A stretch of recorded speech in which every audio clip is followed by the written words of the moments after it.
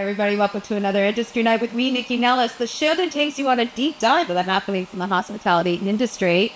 If you're old here and you come and listen every week, hey, we sort of migrated on the podcast, so you do need to resubscribe again. So sorry if you do that, but that's what you got to do. That's how these things work. So just Google Nycci Nellis on Industry Night, Hardcast Media, and hit subscribe. And then you'll have access to all the shows because we brought everything over for the last years without doing this a long time. Okay, so if you're new here, hi, now you know where to subscribe. I hope you follow me at NYCCI, NELLIS, on all the platforms, especially on Instagram, because your girl is out and about. And if you want to know where to eat, what to do, how to travel, all the good things, and maybe a little fashion if you're in there, you definitely want to check that out. Of course, you go to the listareyouwanted.com, the online e-scene that tells you absolutely everything happening in the food and wine and hospitality industry in the DC metro area. Every Sunday, you tune in to 1500, where Foodie and the Beast, going into its 16th year, DC's only food and wine variety show is on, and we have so much fun on that show because it's a lot of food and it's a lot of booze and it's on radio and it's so much fun. So you can download that as a podcast as well. You can hit subscribe there.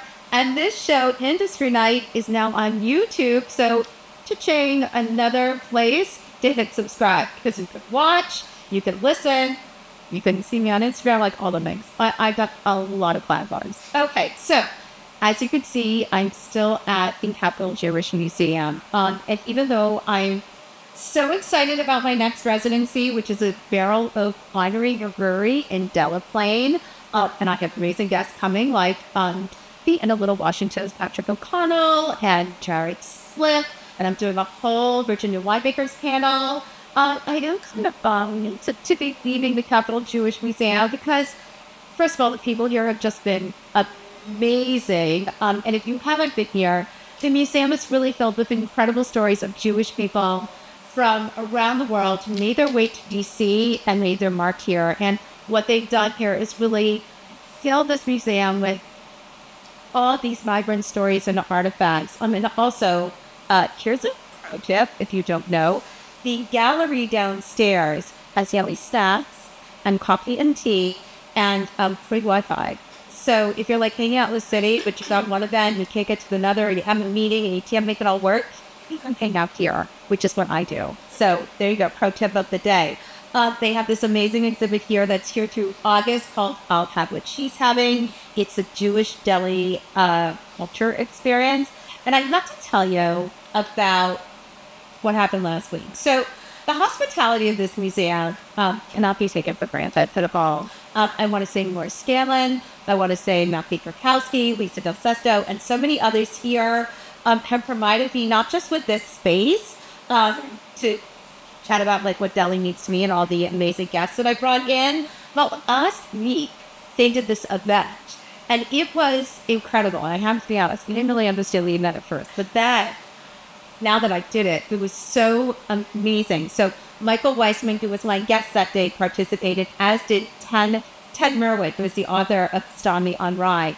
And so all these people came in, they had wine, and there was bourbon, and then Val's wine with prescription chicken was here, and about, I don't know, Laura, how many people?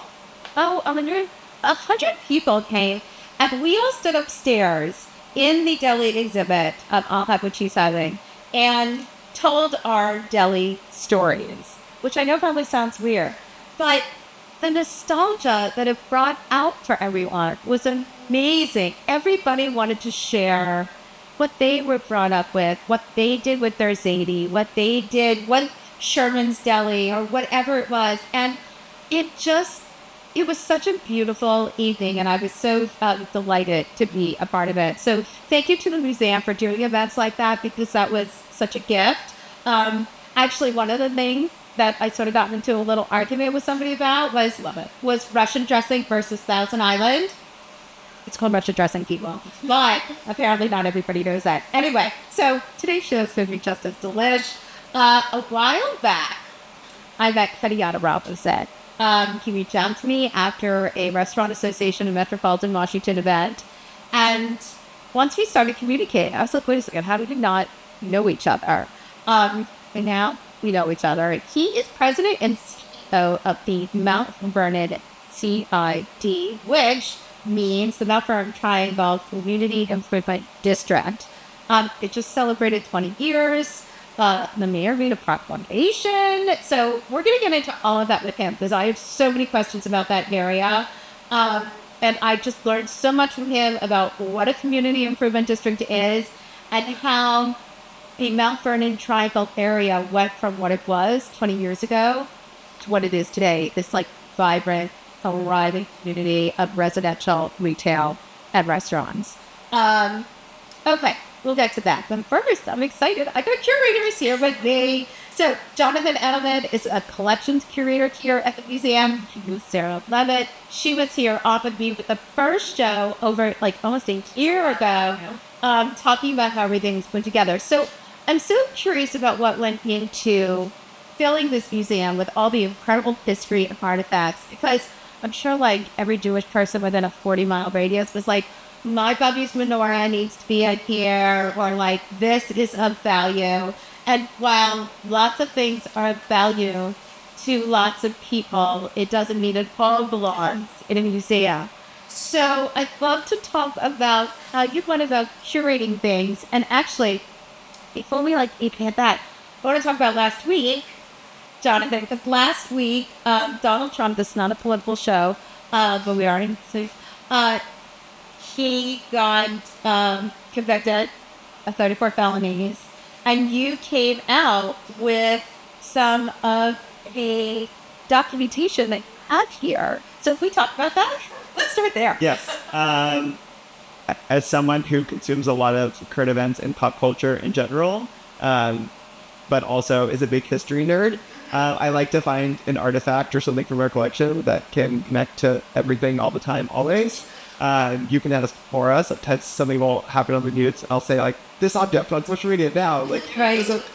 And so after the felony conviction was handed down, I pulled from our collection. We have one of 90 original signed copies of the first articles looking to it at the Trump.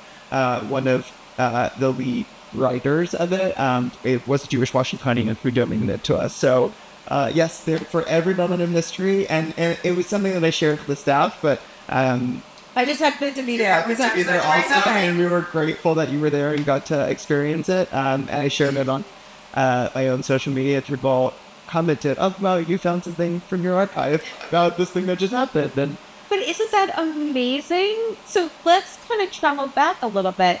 How do you go about getting these things? How do you get those kinds of, like, that's a big deal. How does the curation start to this museum? And how does it continue? It continues all the time. We do have one of the most lucky thing for us is that we now have 3 extra cases in the hallways. You can see one actually from where we're sitting. Trying to add things so that when people come and say, but you don't have this really important thing for my really important relative, we do have the opportunity not only to bring that into our collection, but also to show it to the public and to rotate through things. So we started out with a collection when Jonathan and I started a couple of years ago, and Jonathan's been building it ever since. How did you decide, how do you place value on these things? Because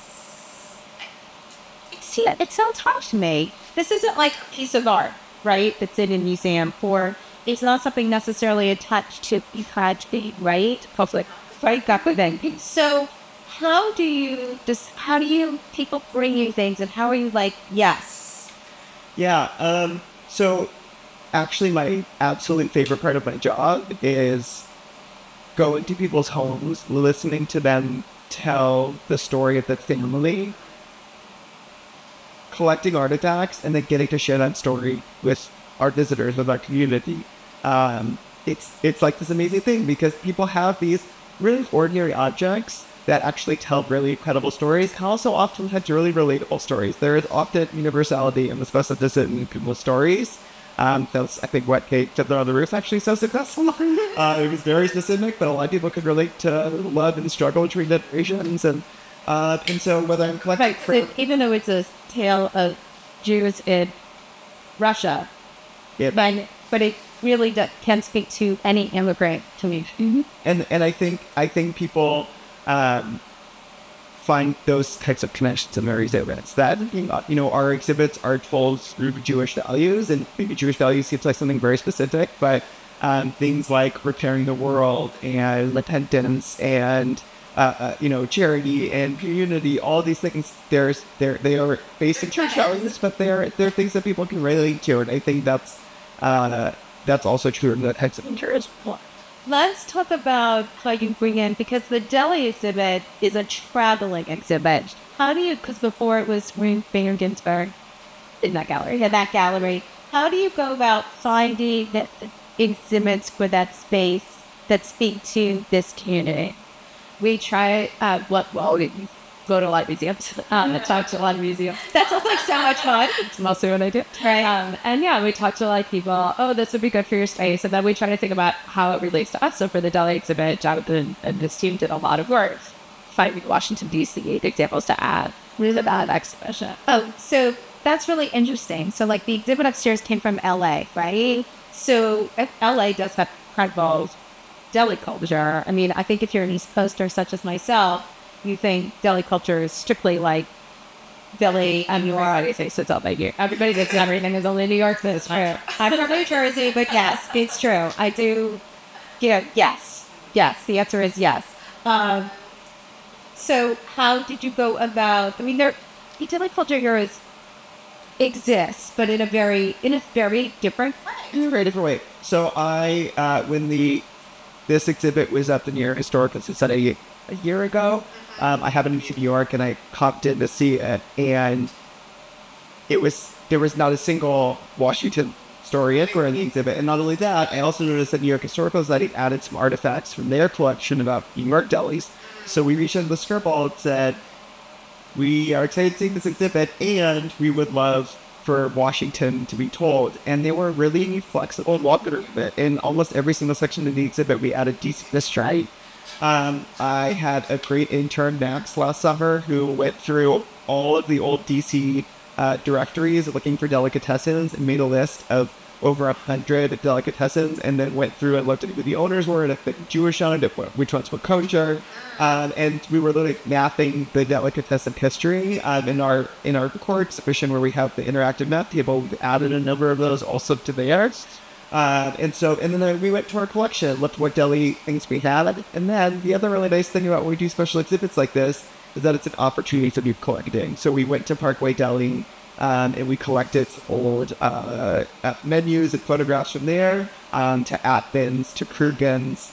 We went to all these different delis and were able to add more to the collection as a collecting effort around this exhibit heaved around awareness. I love that. It's so exciting and fun. Tell me, aside from like what you brought in front of my face last week, what are some of the things here that if people haven't been in that you were like, here are some items that are mind-blowing and so interesting to say? That's what blows your mind. Okay, but it's here. What blows your mind, Sarah? Let's dive in. I think what's most exciting to me about this museum as a whole is when people come and find things that they didn't expect to find at a Jewish museum. So we tell some stories about abortion rights activism. We tell some stories about all kinds of voting rights and immigration rights, and these types of stories that maybe people weren't connecting with. We have basketball in the exhibit, right? So what does that have to do with anything?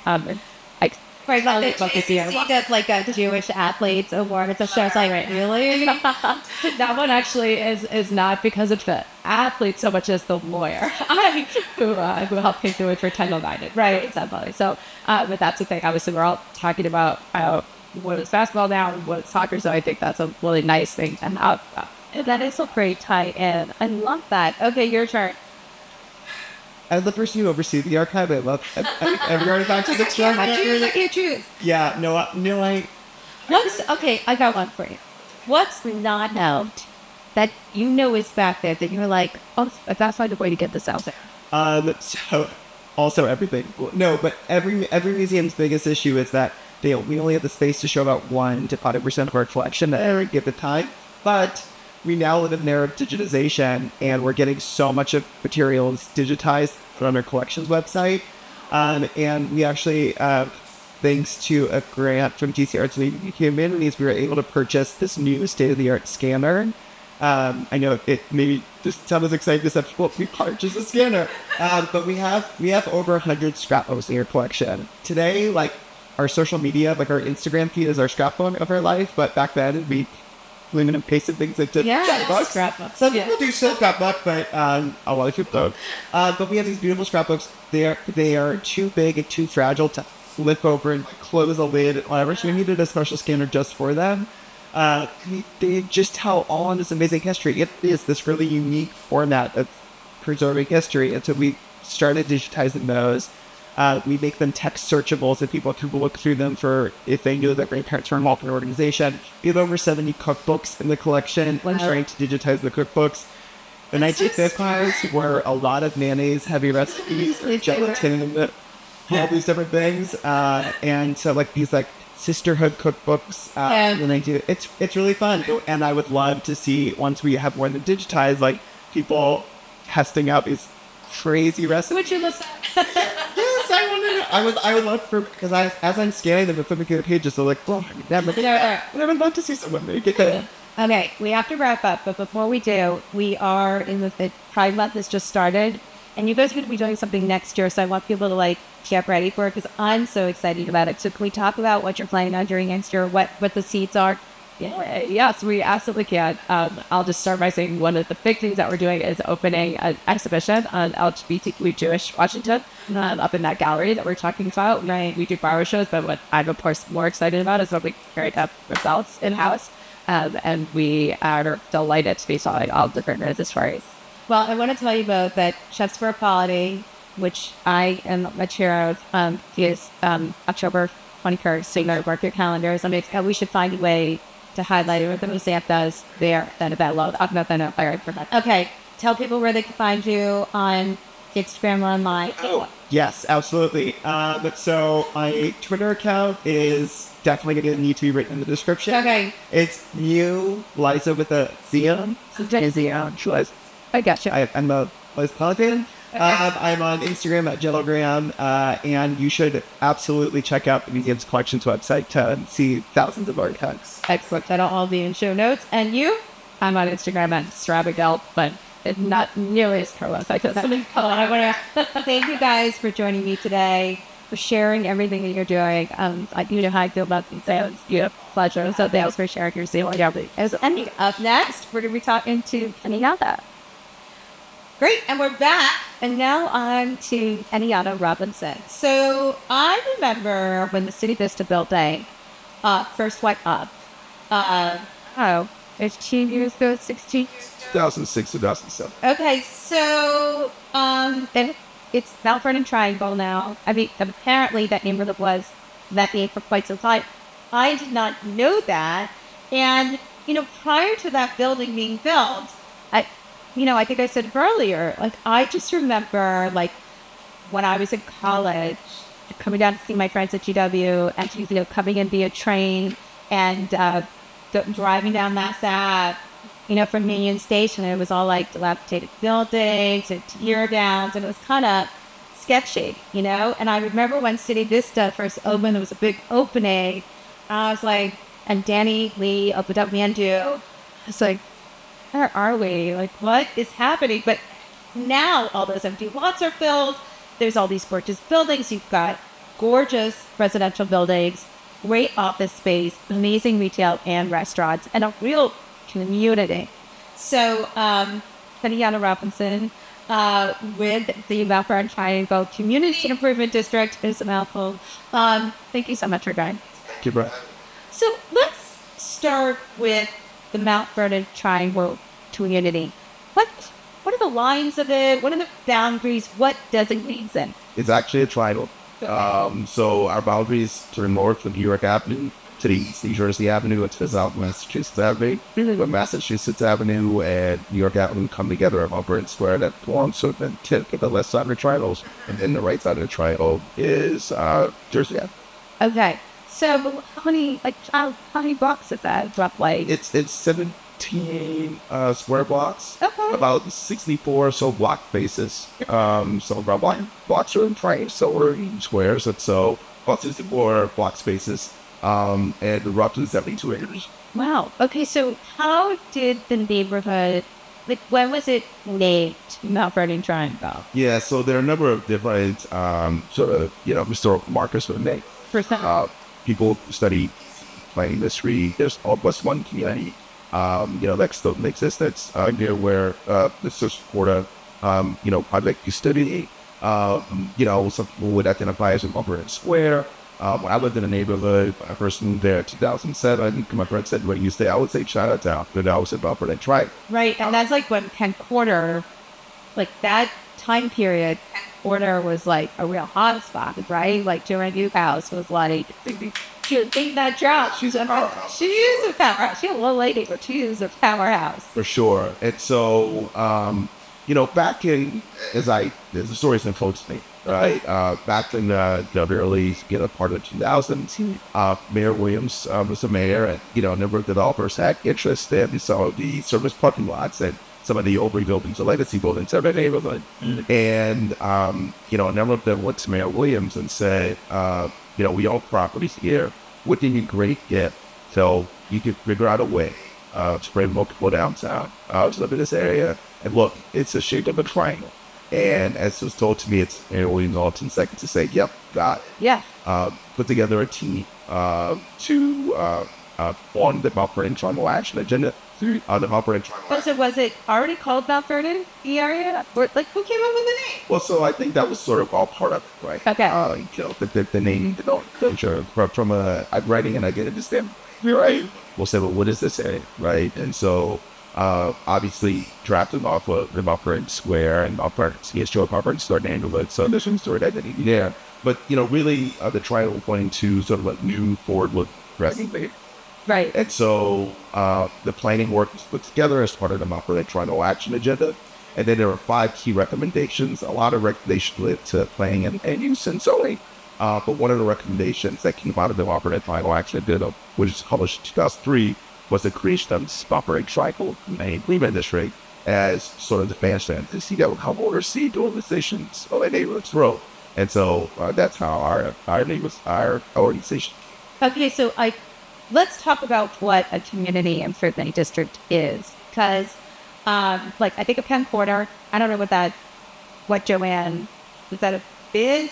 There's bids, there's SIDS, there's main streets, there's all these different sort of designations for neighborhoods to help them thriving. So can we talk about what the difference are and why the SID was the one that Mount Vernon went? Yeah. So the easiest way to sort of differentiate improvement district, whether it's a business improvement district or a community improvement district, let's say a Main Street type organization, improvement districts primarily focus on public space, the public realm, the things that people see like up to a neighborhood. But you see markers like graffiti on buildings or on walls, trash that meets rodents. Those are signs that this may be a place of distress, and so therefore it may not be a good place to visit. That's not where this is. Main Street organizations, by and large, focus on the individual business. So they may go to a business owner and offer tenant assistance, for example. There may be some activities that they conduct in the public realm. So sometimes, it's like blurred. But they're typically focused on issues at the storefront end, whereas we're focused on issues at the storefront out these other streets. Interesting. Okay. So, but when it comes to sort of the curation of what's happening, since this was developed as things were being built, was there we want X amount of retail, we want X amount of restaurants, we want X amount of residences, need a grocery store, is that a city planner? How do they build it? Right. So in the case of the Mount Vernon Tribal Community Improvement District, the area really was a blend. It was a lot of surprises showed us parking lots. And so when they put together some of the zoning plans, the plans that traditionally went to zoning, there were some ideas that, this is where you would locate your retail. One of the things that was put in place with the zone overlay was the fact that properties along K Street They were to all have retail around the floor with really high ceilings, about 12-foot ceilings. So if you look and see into the retail storefronts to see some of the activity taking place there. The other thing we did was we expanded the sidewalks. So we advocated to GDOT for a project in approximately 2010 that expanded a lot of our sidewalks. So now you have private activity, which is, say, a coffee shop where patrons can enjoy their Yeah, it's commercialized. outside, right? Yes. In sort of a linear park environment. And then sometimes those same establishments would have public activities within the private space. A lecture or a talk or something like that, or live music within the space. So you really get a blurred lines between what's public and what's private, and that's what makes it all work so well too. And when did you start in the community? So I know you moved there, but when were you like, yeah, his job was mine. I'm the mayor of this town. I'll go on the record as saying there's only one mayor in Washington. That's true. Bowser. Right now, that's true. And so people do use that term to describe me. I don't see it that way. I see myself as working on behalf of every stakeholder at Hartford and Triangle. I have a 19-member board of directors that provides guidance and support. Some of the board members have been with the CID and development and trials since the beginning, and in fact, for many decades before that. So some of the property acquisition developers, we have a board member who served the organization quite some time. Are kind of there's properties there, so we have sort of that institutional knowledge that's embedded within the organization, which is very important to maintain continuity to the original plan of the neighborhood. I took the job in 2016, so I've been out of the organization for a little over 8 years now. I worked in the private sector at an organization called Jones Lang South, where I was in the public institutions, where we basically helped effectuate public-private partnerships and other venture strategies to help public sector and nonprofit organizations, higher ed institutions, and others achieve their mission purposes to the better use of their modeling essence. Yeah, so in the same vein, right? A little bit. Yeah, a lot of those skills and the expertise that I built while at JLL for just sort of 10 years. I mean, I brought here also, and some of the projects we're looking to do. Ironically, one of the projects that we've been working on for as long as I've been here, it has nothing to do with building a building. It's the creation of a park, a walk-in 2-acre park, and then it's not far from where we are now. But it is within the time. It is. It's just the edge of the triangle, but it's one of those types of amenities that every neighborhood should have. People want green space. They tell us repeatedly there's not a green space in the neighborhood. So while we've done a really great job with building buildings and bringing people to the neighborhood, we also want to give them so that has some place to gather as community and just to relax. So where is that part? Just right along Massachusetts Avenue, between Second and Birch. Oh, okay. Why is it called that? Well, there's some history there. I hear it. Yeah, so the understanding that we have through a little bit of sort of historical research that we've done is at the time the area really didn't have a name. And in approximately 1974 or so, a woman by the name of she was Washington D.C.'s. She was actually the nation's first black female visa children. She was effectuating on the rest. What the area is now called Golden Triangle on the other side of downtown, and her death was a tremendous moment, not just here locally, but nationally. There are people from all over this country to be part of that event, and so the community, in honor of Officer Gail Cobb, began to call that Cobb's Park, right? And so you will see some Nycci reference to Cobb's Park. Over time, that was short to just Cobb Park. We had an interest in our city to who Cobb may have been, and so we invested in some research, and it was talking with one of our over faith-based institutions that has a Vernon church who was alive back then, and at that moment. That's how we sort of got that information that leads us to believe with a greater than 50% probability there's probably humanitarian option. And how is that amazing? It's an amazing history. It is. We're delighted that we're able to bring that forward and really create a space that not only is it'd be phenomenal for the community, but honoring really great Washington. Well, honoring, but also, it's a piece of history, right? You're different than Reagan Museum. And actually, I mean, your area is so much history. Is it important to you that when people are in Mount Vernon Triangle, that they are able to know about where they are and what happened there, and how do you affect that as a part of communication? Does that come more to the city, or does that come to you? Like, how does that happen? That's a great question. And Full with that. yeah, now that is a fantastic question, and it's very important that the history of the community continues to remain sort of part of that of who we are. We like to describe ourselves as Mount Vernon Tribal, anywhere rich history, but insight, right? So while we certainly honor and respect our past, we want that to be part of our story. We're not sort of tied to it because we're also looking at the future with the future vision. You said the past speaks such a joy. Absolutely. Right? The past is prologue. Right. Exactly. I love that. And so there are ways that we, really try as we get newer residents to the neighborhood, newer residents watch DC, living in our neighborhood. There are ways that we have these historic markers. So, for example, there's an alley, 4.5 Street, between I and K. It's now kind of a for a lot of poets are going through the neighborhood. And that alley has a Travelers Alley. And so a lot of you wonder what it's private. Right. And so we have some suspicions that the Travelers might be.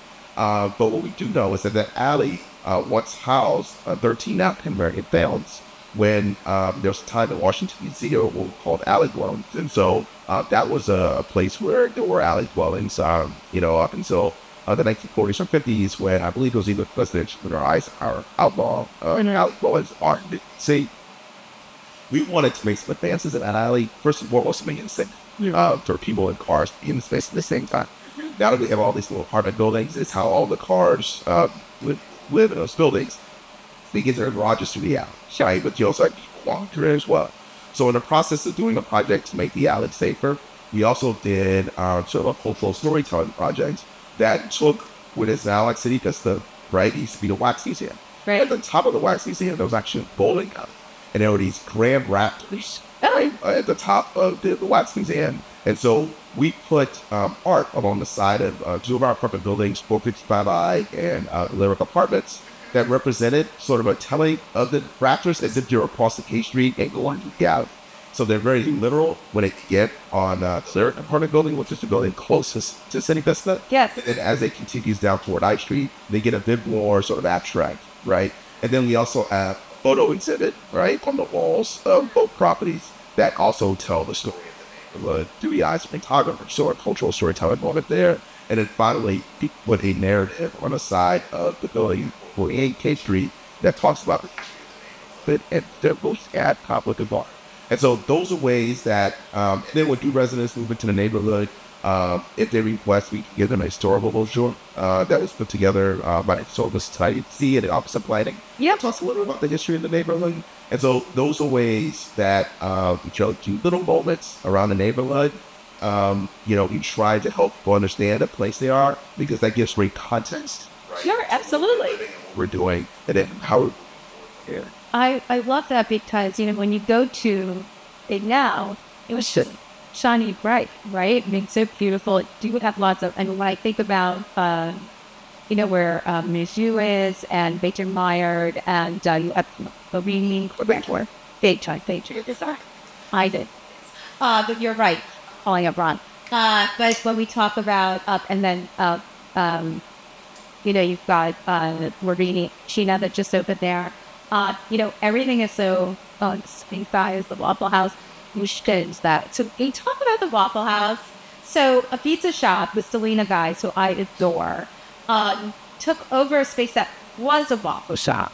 But it hadn't looked like a waffle shop for years. Right. But they sort of brought it back. Was that something that was a part of the deal? Like, how did that happen? So the owners of that building, Douglas Development, Yes. they were redeveloping the area down there towards here. And that's where that waffle shop used to be. Okay. Waffle shop. And so as part of that redevelopment, they had to relocate. sort of the waffle shop. And it's my understanding that in conversation with, folks with the historic preservation officials, the agreement was made to keep sort of the waffle shop's items. Yeah. I want to go in as part of sort of the telling them. I just think it's so fabulous. I love that. Yeah. So when it comes to, I know the real estate guys are the ones who are shopping everybody around, but when it comes to being attractive to retail and restaurants, what do you do? How do you participate in that narrative? Well, the first thing we do is make sure the streets are that's in, right? That is the sort of fundamental purpose of every whether dinner sit or you can say that is our mandate. That's part of legislation. And so we do that first. Then, we try to keep the community vibrant through activity, keep people engaged, and, start when retail comes in. We start with the people here at home, right? We try to capture the customers we have in the neighborhood first, right? And make them loyal customers. And then, begin whatever we can do to help them attract people outside the neighborhood. So whether it's amplifying some like social media, providing. Well, you also have an amazing newsletter. Like, I don't want to, because you list every promotion that everybody is doing in the area. Like, if somebody's on TV, it's unbelievable what an aggregate that is. I assume so. So all credit for that newsletter goes to my colleague Grace Osella. Okay, Grace does a great job. Yeah, she does a fantastic job. She's owned that project just since she's been with us. And so definitely I give credit where credit's due on that. Okay. But so I think it's interesting that you say street going. I think that for the lay person who walks down the street, they don't think about it. They don't think about streets, and they don't think about see. And I think that you know this, but when you think about all the new developments, right? Whether it's Mount Vernon or City Center or any of the sort of like new town centers, I'll call them like the Wharf, or what's that new one up on Wisconsin, Cathedral Commons, and then the other new one that's past that one, like they are activated. And that was not something that real estate developers had to do, especially in the city. But even out in the environments, I really think Jody McLean and Edith sort of took the lead on that, when they started in the Market District. But now engaging the community, not just those who live here, but being attractive to those who are either going to do business here or come here, is really important. Well, think about it. I mean, what are we as humans, right? We seek need, right? And we want to be fulfilled, And so no longer is real estate just a place for you to live. And that's fundamental. That's what we're saying over your head. Well, you want to make this. We know that if you know of approximately 4 to 6 of your neighbors, the chances of you reading their lanes go up pretty good. So there's an imperative for us, an economic imperative and a social imperative, to make sure that people are connected. People are connected, and there's something that may happen in communities that could be adverse to everyone in the community. People are more likely to get involved to help their neighbors because they feel they're part of the civic harmony. And so that's what we try to do, not explicitly, but get people what they're seeking to achieve in their life, which is also and so in the kingdom, right? Because a happy customer, long-term customer. And so we try to do that through our activities, to our programs, to our activations. And just a sort of a sidebar to what you're saying, I went to business. I put out I have an MBA, and one of my classmates, and it's ironic because he and I were the only two classmates who worked on Capitol. So we were both sort of Forward Hill staffers, but he now runs some real estate program I put out. And for two consecutive years, he's invited me to go talk to his students about the race. These are future wannabe real estate developers who are now interested in place management and place governance. Another former classmate of mine is now in the real estate at Harvard, and they're building a new campus in the also white neighborhood. Yeah. And they invited us to talk to them, and us be myself, like board chairman, I'm sure that's will accomplish about place governance in this space there.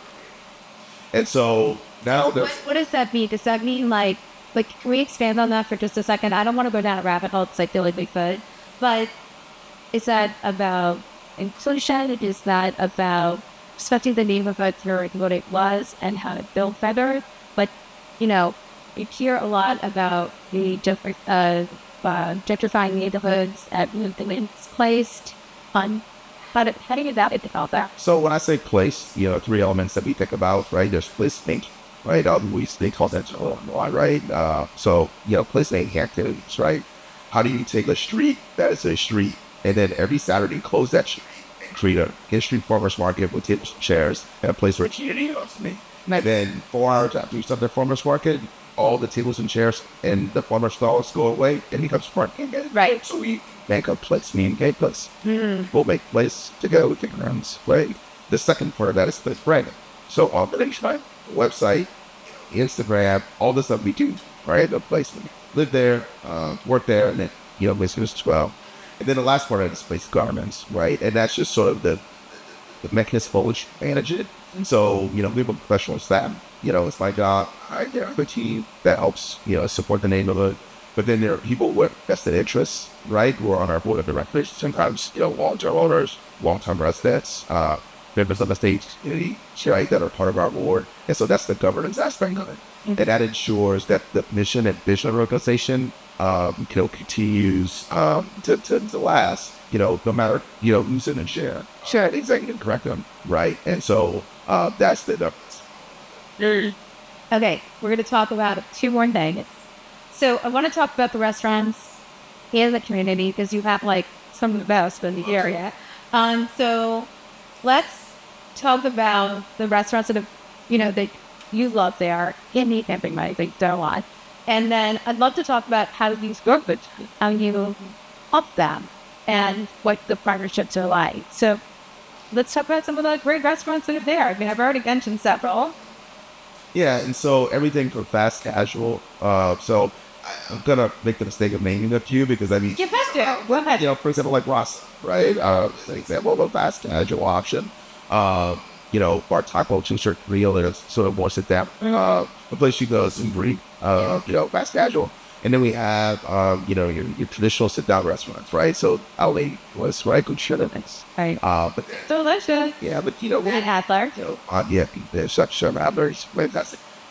We have, Vines down, 250 like barbecue, just more casual. The thing that I really like about sort of our restaurants is that you have every day from, sort of DC wines, right? So plus voice poets, Yep. Andy Schlau, great neighborhood stakeholder, to like Lee from Mandu, who I've known actually says, I used to go to the Mandu up and do one strike. Sure. But I lived there. Of work was in. So I moved to Mount Vernon Triangle, and then he gets at least steps. And Danny, you're following me everywhere we go. But these are sort of some of our legacy businesses, right? Mount Vernon Triangle to some of our newer businesses, and so they really run the gamut, they range, and so that's what and then we have our coffee shop, right? Our neighborhood coffee shop, Big Joy, the Shea Lily, some others, the neighborhood gathers and comes together, and so you just have whatever it seems like you like, and if you want to go, the same way. Right. The grocery store right over the corner. And so it really runs the gamut, from a retail perspective, from a lifestyle perspective too. I know you want to talk about restaurants, but No. a bunch of different fitness options Yeah. in the neighborhood. Your Soul Cycle. Soul Cycle's now gone, of course. Oh, did it close? It's sad. But we have, Bhakti Yoga. We're opening up a new fitness concept that is going to be announced on our newsletter today. Okay. So, Well, you can say it here because this doesn't air for a couple of weeks. well, it's called Flex. Okay. Matt Basidian, he is a nearby resident, and he has been wanting to get into the Triangle for a very Matt can see some vacant retail. He'd give me a call and ask me about it. But it's a fitness option for people kind of want to work out at their own pace, but with personal training. But then it allows people who have personal training backgrounds to come in and basically set up studio.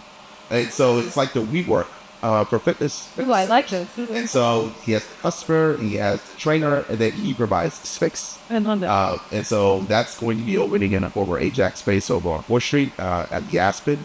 But, the reason I bring that up is because from a lifestyle perspective, there. you can get, it's all here, so we say about operating trial. You can, watch, you go to a dry cleaners, a dry or whatever, or Sunrise Cleaners, sorry, maybe one of our legacy dry cleaners. You have childcare options. You have there were times when I lived in a triangle. I moved there in 2007, and then when I took this job, I would literally leave my condominium at 8:30 and make the office at 8:30. Just walking out the block. Isn't that nice?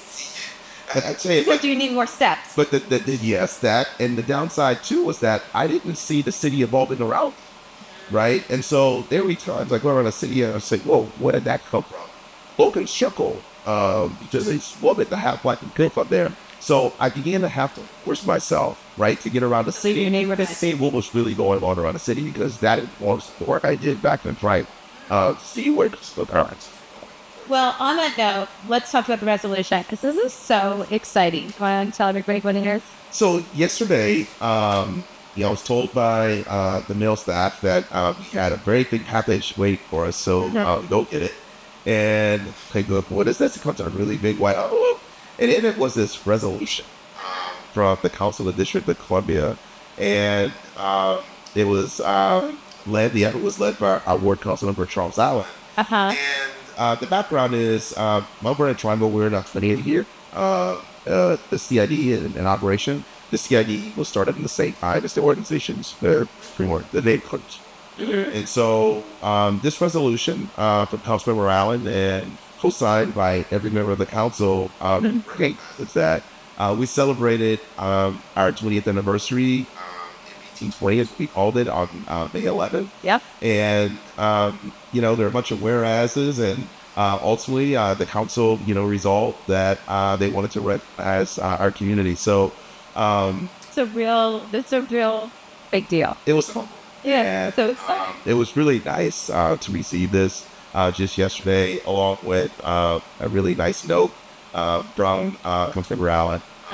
I'll let you read what you like, as well as Chief of Staff Keith Mitchell. And so thank you to Councilmember Allen and to the members of the council. I will tell you, Charles has been a really staunch supporter of our community for our efforts to build more green space, supporting our local businesses in retail. And in fact, Saturday, I was just walking around the neighborhood as an everyday citizen. Sometimes like to do that, like under the boss, and checking out the farmers market and some of the other activities and the sidewalk activity, making sure things are in a good place.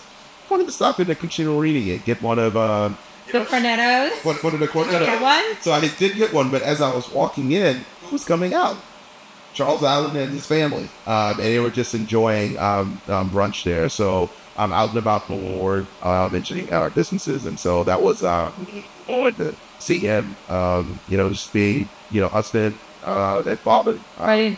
having enjoyed brunch in that neighborhood. Most bad. All right, we have to wrap up. So thank you for bringing this in. I do think it's an incredible big deal. Congratulations. Congratulations on all the success. So tell everybody where they can sign up for the newsletter, and where they can follow on Instagram and sort of stay up to date on everything. So MountVernonTriangle.org is where you can go and sign up for our newsletter, which is called Triangle Times. And we are at NVTCID on Facebook, Twitter, and Instagram. Who used to call it Twitter? I don't know. It's Instagram. That's not really all of it. But I really appreciate your time today. Thank you for sharing this. I want to thank all of you for joining me today. Again, I am so grateful, not just to all my guests who joined me today, but also to the Capital Jewish Museum for hosting this show for the last month. It has been the gift that keeps on giving, and I really have enjoyed every moment of it. And I'm so grateful again to the team who have been so supportive to me being here. Morris Scanlon and Maki and Lisa. Everybody has just been so great. And thanks to my camera crew for setting everything up.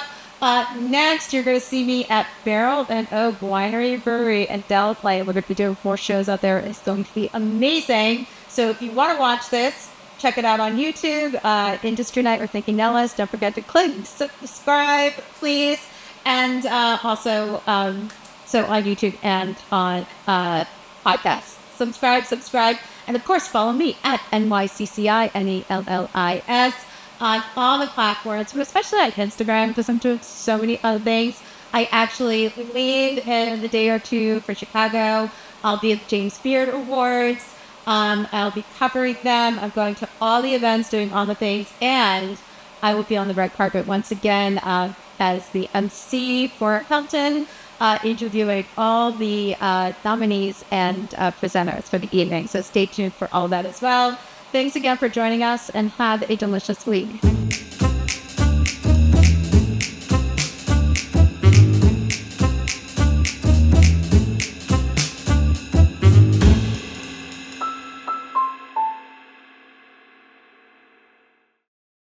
Produced by Heartcast Media.